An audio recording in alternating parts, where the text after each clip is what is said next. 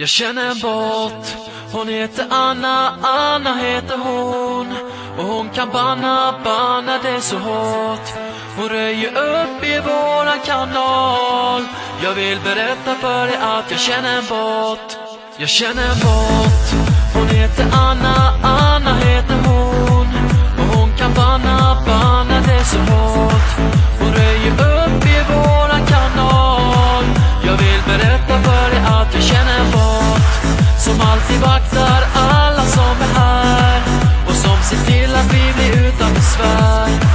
Det finns inget takeover som lyckas.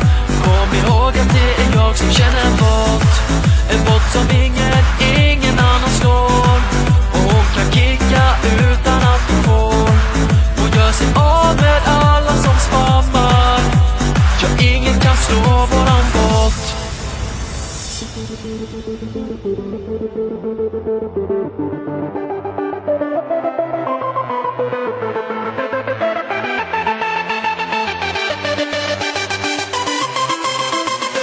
Ready for takeoff.